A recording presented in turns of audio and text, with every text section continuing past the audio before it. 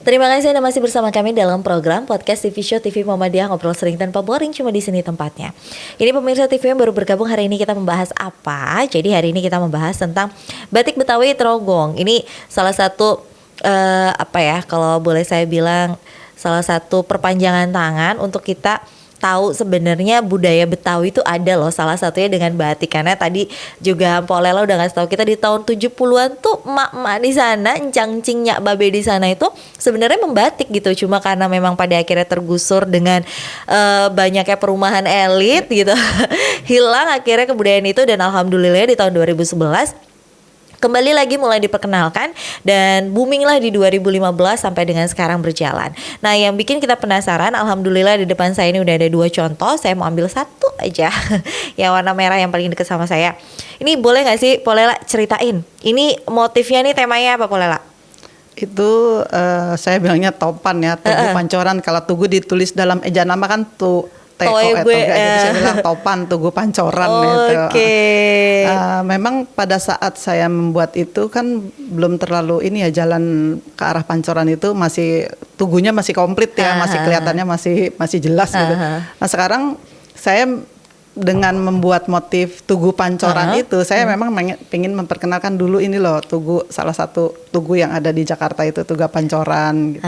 Ini juga salah satu ikon yang paling terkenal banget lah ya di Jakarta gitu. Walaupun sekarang memang sudah ketutup sama jalan gitu. Yang ada di atas sudah jauh hampir. Aduh, tapi ini yang bikin penasaran adalah ini yang dijual dalam bentuk kain seperti ini atau memang sudah dalam bentuk pakaian juga, pakaian jadi? Kami juga menjual bentuk untuk pakaian jadinya, tapi lebih banyak memang untuk kebutuhan laki-laki. Ya, karena kalau perempuan itu size-nya kadang-kadang yang buat saya gitu agak susah. Jadi lebih baik kalau yang perempuan, tenang lah, ini bisa dibikin baju sendiri juga. Tapi saya nih ya, kalau boleh dilihat, Pok Lela juga pakai salah satu motif ya sih, Pok? Iya. Itu apa, Pok, ceritanya, Pok? Ini motif ondel-ondel Tanjidor. Nah ini Tanjidor tuh biasanya nih kalau udah zaman sekarang anak-anak biasanya udah nggak tahu lagi tuh Tanjidor. Udah makin kesini makin juga jarang kan soalnya kan. Berarti emang benar-benar nggak cuma sekedar tadi nama tempat dan segalanya, sampai alat musik juga ada gitu. Kedepannya ada lagi nggak, Pok, motif-motif yang pengen dibikin? Masih banyak lagi sebetulnya motif-motif yang saya gali dari pengalaman-pengalaman yang dulu gitu ya. Yang paling kepikiran, paling deket-deket ini apa, Pok? Sebenarnya saya kepingin membuat motif yang sebetulnya udah saya buat sejak lama, tapi sampai saat ini karena saya ide, jadi ada orang lain menggambar itu sampai sekarang belum ketemu. Jadi saya pengen bikin memang Jakarta sebagai daerah kosmopolitan gitu. Jadi memang mungkin lebih cocok buat ke anak-anak muda, tapi karena mungkin idenya dari saya orang tua yang menggambar juga sama-sama tua, jadi belum ketemu gitu. Itu udah 3 tahun kali belum srek saya buat motif itu gitu. Emang harus kayak gitu ya, Pok ya. Karena kan maksudnya ini kan gak cuma untuk dinikmatin sendiri gitu, tapi untuk dinikmatin sama orang lain juga gitu. Kalau kita yang sebagai pengide ngerasa belum puas, nanti takutnya orang lain akan berkaca dengan yang itu gitu. Jadi lebih baik tunggu sampai oke, nih perfect, baru bisa dilepas ke pasaran. Nah, ini soal warna.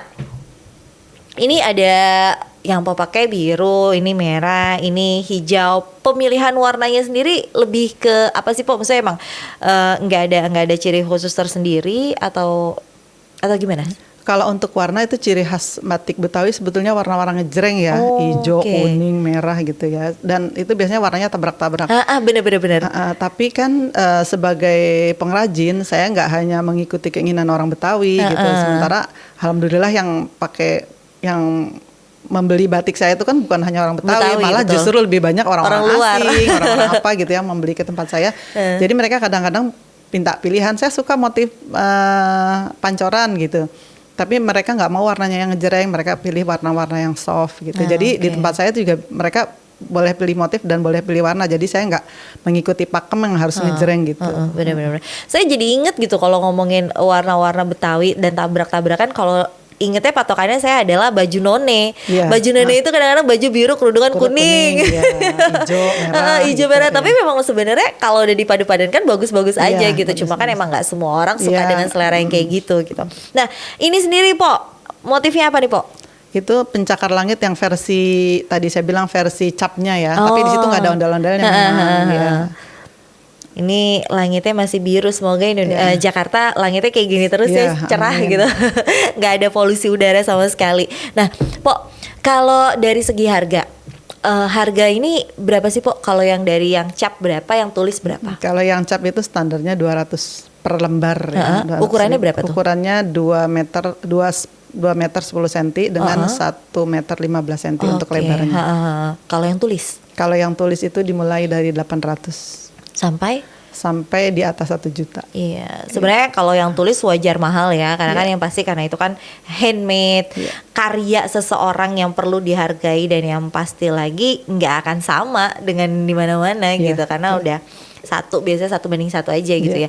Nah, terus yang selama ini paling favorit dibeli sama orang-orang apa, Pak? Itu motif ondel-ondel.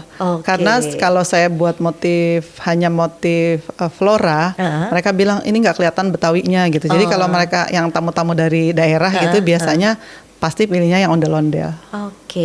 Workshopnya sendiri sekarang ada di mana, Pak? Di Trogong? Iya, saya membuat dan menjual hanya di rumah. Nggak kemana-mana. Biar sekalian mengingatkan jati diri sesungguhnya bahwa dulu batik tuh asal muasalnya di Jakarta tuh adanya salah satunya di Trogong gitu.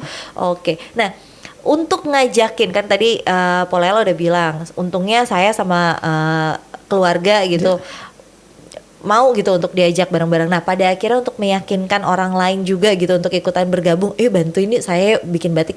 Itu gimana, Pak, caranya, Pak? Memang saya ada pelatihan ya. Pelatihannya itu bisa pelatihan orang-orang memang yang mau belajar membatik dan bergabung membatik dengan saya.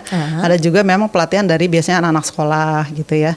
Kebetulan juga sekarang ini kan banyak juga sekolah-sekolah yang ada muloknya ya, muatan lokal mereka batik. Kadang-kadang saya diminta untuk mengajar membatik juga selain profesi saya sebagai guru di bidang lain gitu ya. Jadi untuk ibu-ibu yang ingin bergabung dengan saya yang belum bisa benar membatik gitu ya, dan akhirnya mereka kerja sama saya, kita buka pelatihannya gitu. Siapa yang mau bergabung silahkan, tapi itu tuh nggak gampang gitu.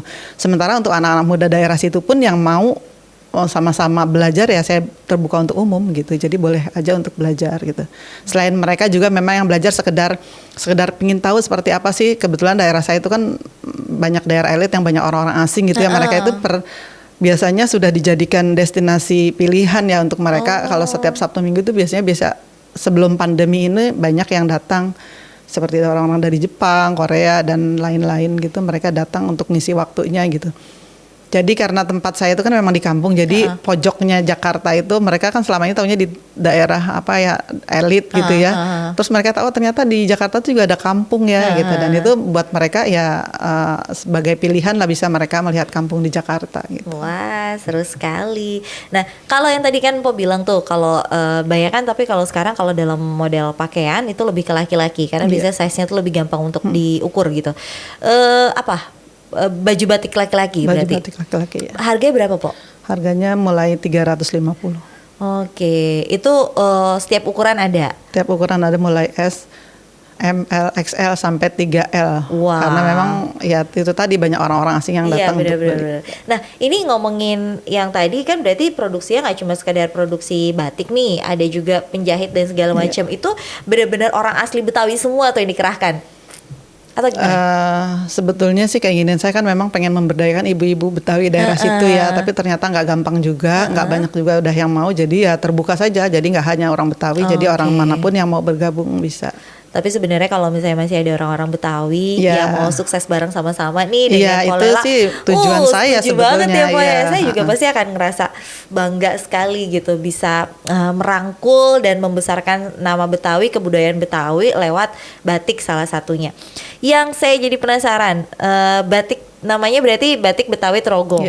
Itu emang udah pas pertama kali Polela mikirin nama itu emang udah gak kepikiran nama lain, misalnya kayak nama saya kayak gitu, batik Betawi Polela gitu. Kenapa yang kepikirannya jadi nama daerahnya justru?